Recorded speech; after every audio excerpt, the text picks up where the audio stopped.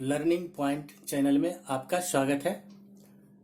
अभी हम शब्द की संरचना के बारे में पढ़ेंगे, मतलब वर्ड का फॉर्मेशन, वर्ड कैसे बनाते हैं उसके बारे में पढ़ेंगे। तो कोई भी वर्ड जो है वर्णमाला में स्वरों और व्यंजनों का समावेश करके बनाया जाता है। मतलब स्वर वर्ण और व्यंजन वर्ण को मिलाकर हम शब्द का निर्माण करते हैं और इन्हीं वर्णों के मेल से शब्द बनाए जाते हैं। जैसे देखिए, ये प, उ, श, त, अ, क, आ, मतलब व्यंजन वर्ण, स्वर वर्ण, व्यंजन वर्ण, व्यंजन वर्ण, स्वर वर्ण, व्यंजन वर्ण, स्वर वर्ण। अब इस दोनों को मिलाया तो पु हो गया। श और त, ये आधा स, ये आधा त, ये दोनों और ये दोनों मिलके ये तो हुआ। क और अ मिलके क हुआ। मतलब हम पुस्तक वर्ड, पुस्तक शब्द का निर्माण किया हमने। उस तरह स्वर वर्ण, व्यंजन वर्ण है च, स्वर वर्ण ई, ड स्वर व्यंजन वर्ण, ई स्वर वर्ण, य व्यंजन वर्ण, आ स्वर वर्ण, फिर ये व्यंजन वर्ण, स्वर वर्ण, व्यंजन वर्ण, स्वर वर्ण। तो च और ई मिलके ची हुआ, ड और ई मिलके डी, य और आ ये मिलके या, घ और अ मतलब व्यंजन और स्वर मिलके ये घ हुआ, और र व्यंजन और अ स्वर मिलके र हुआ। तो इस तरह से ये दूसरा वर्ड बना, दूसरा शब्द बना चिड़ियाघर। उसी तरह ये ब हलंत है, च हलंत और प्लस आ स्वर वर्ण मिलके बच्चा, ये शब्द का निर्माण हुआ। तो इस तरह कोई भी शब्द जो है वर्णमाला में स्वरों और व्यंजनों के समावेश करके बनाए जाते हैं और इन वर्णों के मेल से ही शब्द बनते हैं। वर्ण जब मिलकर सार्थक अर्थात सही अर्थ देते हैं तो शब्द कहलाते हैं। यदि वर्णों का मेल किया जाए लेकिन वो सही अर्थ ना दे तो उन्हें शब्द नहीं माना जाता। जैसे न, आ, प, ई, क, आ मिला के नापिक एक शब्द बना। उस तरह त, अ, श, प, उ, क, अ इन वर्णों के मेल से तत्पुक वर्ड बना, शब्द बना। ये ना तो नापिक का कोई अर्थ निकलता है, ना तत्पुक का कोई अर्थ है। मतलब ये दोनों शब्द देखा मैंने, ये एक निरर्थक शब्द है जिसका कोई अर्थ ही नहीं होता। तो जब शब्द का कोई अर्थ ही नहीं हुआ तो उसे हम शब्द नहीं मानते। फिर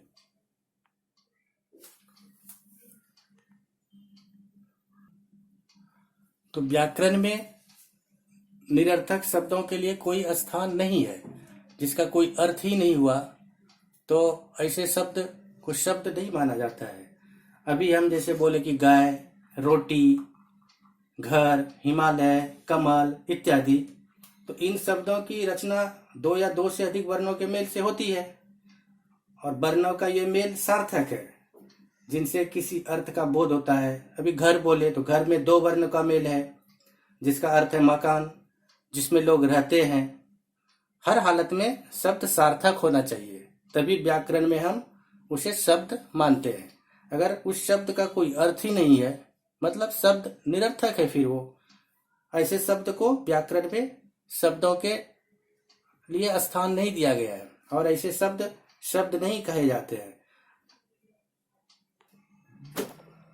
अब हम शब्द और पद में क्या अंतर है उसे समझते हैं। यहाँ शब्द और पद का अंतर हमें स्पष्ट रूप से समझ लेना चाहिए। ध्वनियों के मेल से शब्द बनते हैं और यही शब्द जब वाक्यों में अर्थवाचक बनकर आए तो वह पद कहलाता है। जैसे ध्वनि में प, आ, न और ई मिलके पानी बना और पद हो गया। पद का एग्जाम्पल उदाहरण क्या है, जैसे पुस्तक लाओ, तो ध्वनियों के मेल से तो शब्द बने और जब वो शब्द वाक्यों में लाया, वाक्यों में प्रयोग किया तो उससे कुछ अर्थवाचक होना चाहिए, उसका कुछ अर्थ होना चाहिए, तब वो पद कहलाएंगे। जैसे अभी मैंने पद का उदाहरण दिया कि पुस्तक लाओ, तो इसमें पुस्तक जो है वो एक नाम पद है और दूसरा जो है लाओ ये क्रियापद है। तो पुस्तक लाओ, इससे एक अर्थवाचक वाक्य बना कि हाँ पुस्तक लाने को कहा जा रहा है। अगर इसका कोई अर्थ ही नहीं निकलता तो फिर ये भी पद नहीं कहलाते। तो शब्द को वाक्य में प्रयोग करने के बाद उसका एक निश्चित अर्थ होना चाहिए, उससे अर्थवाचक का बोध होना चाहिए, तो ही वो पद कहलाते हैं। अभी हम शब्दों के भेद देखते हैं। शब्दों को 3 रूपों में बांटा गया है। तो शब्द को पहले 3 रूपों में जो बांटा गया है उसमें है पहला उत्पत्ति के आधार पे, दूसरा बनावट के आधार पर और तीसरा प्रयोग के आधार पर। फिर उत्पत्ति के आधार पे भी शब्दों को 4 भागों में बांटा गया है। तत्सम शब्द, तद्भव शब्द, देशज शब्द, विदेशज शब्द। और फिर बनावट के आधार पे शब्दों को 3 भागों में बांटा गया है। रूढ़ शब्द, यौगिक शब्द, योग रूढ़ शब्द।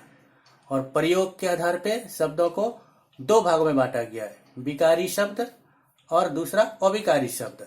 अब हम एक एक करके पहले उत्पत्ति के आधार पे शब्दों के 4 भागों के बारे में पढ़ेंगे, फिर उसके बाद बनावट के आधार पे शब्दों के जो 3 भाग में बांटे गए हैं उसके आधार पे पढ़ेंगे, और फिर प्रयोग के आधार पे जो शब्दों को 2 भागों में बांटा है उसके बारे में अलग अलग पढ़ेंगे।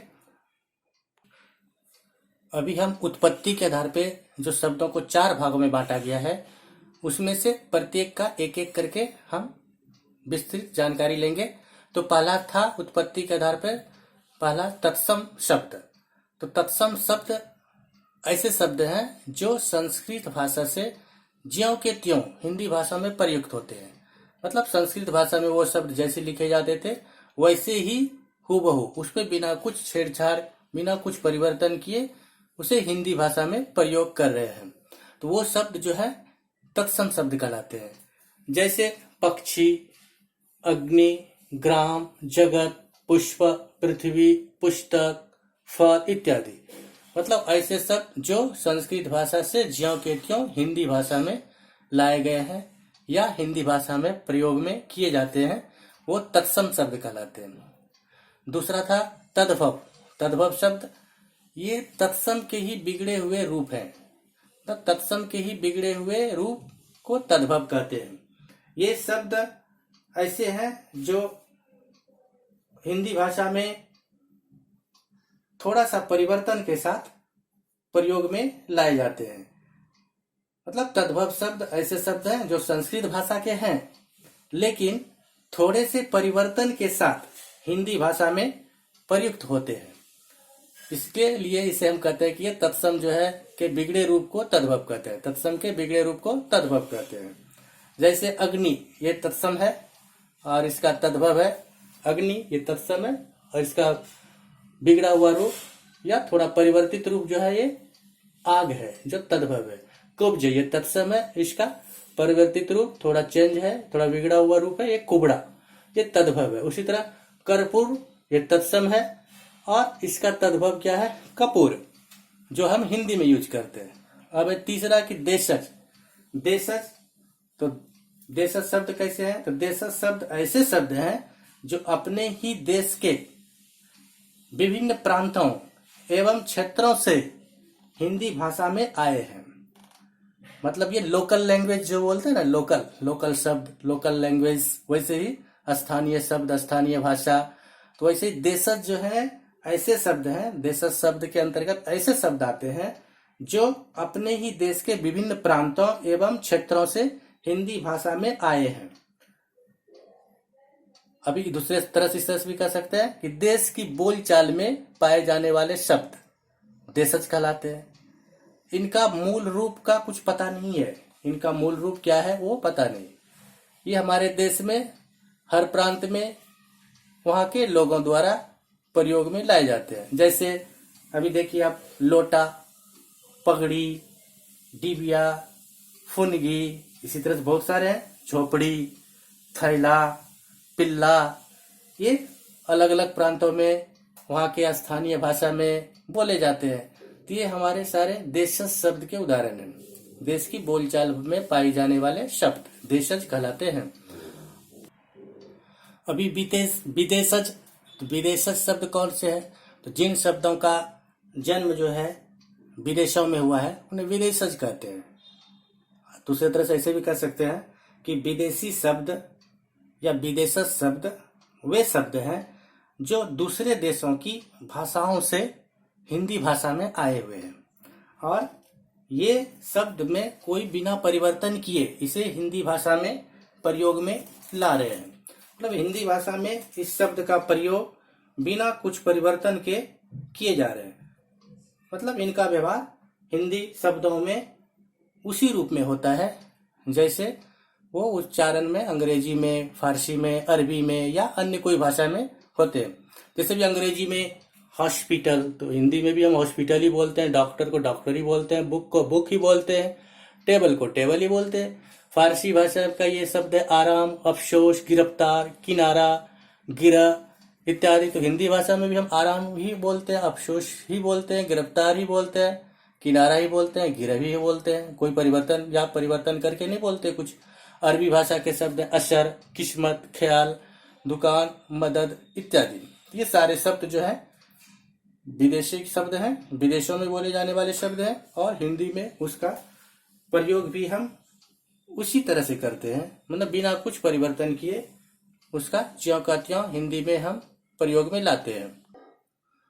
अब हम शब्दों के बनावट के आधार पर यानी उसकी रचना के आधारों पर कितने भागों में बांटा गया है वो पढ़ते हैं।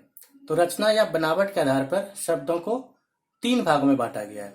तो पहला है रूढ़ शब्द, दूसरा यौगिक शब्द, तीसरा योग रूढ़ शब्द। तो रूढ़ शब्द किसे कहते हैं? तो जिन शब्दों के खंड किए जाने पर कोई अर्थ ना निकले उन्हें रूढ़ शब्द कहते हैं।